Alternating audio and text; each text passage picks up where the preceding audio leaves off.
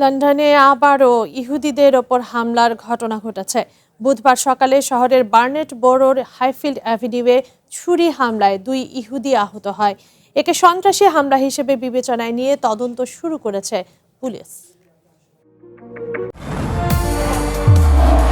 নির্মাণে number 1 Shah cement. লন্ডনে আততায়ীর ছুরিকাঘাতে 2 ইহুদি আহত হয়েছে।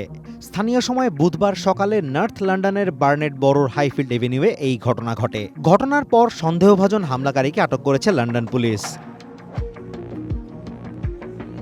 প্রত্যক্ষদর্শীদের বরাত দিয়ে একাধিক গণমাধ্যম জানিয়েছে, সন্দেহভাজন হামলাকারী উদ্দেশ্য প্রণোদিতভাবে ইহুদিদেরই লক্ষ্যবস্তু বানায়। রয়টার্স জানিয়েছে, আহত 2 ইহুদির একজনের বয়স 70 এবং অন্যজনের 30 বছরের বেশি। অন্যদিকে সন্দেহভাজন হামলাকারীর বয়স 45 বলে জানালেও তার পরিচয় প্রকাশ করা হয়নি।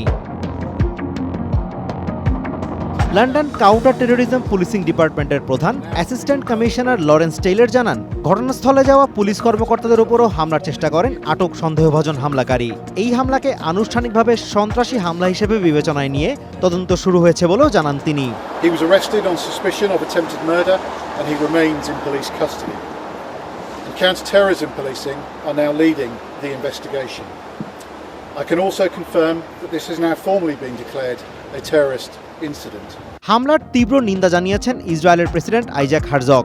সামাজিক মাধ্যম এক্সে এক পোস্টে তিনি লেখেন, বিশ্বের বড় শহরগুলো ক্রমেই ইহুদিদের জন্য বিপজ্জনক হয়ে উঠছে। এই ঘটনার পর লন্ডনের ইহুদি সম্প্রদায়ের মধ্যে আতঙ্ক ছড়িয়ে পড়েছে। পাশাপাশি এমন ঘটনা বারবার ঘটায় ক্ষোভ প্রকাশ করেছেন অনেক ইহুদি। We are terrified, we are angry, we are terrified, and it's a range of emotions that just goes through us day in and day out.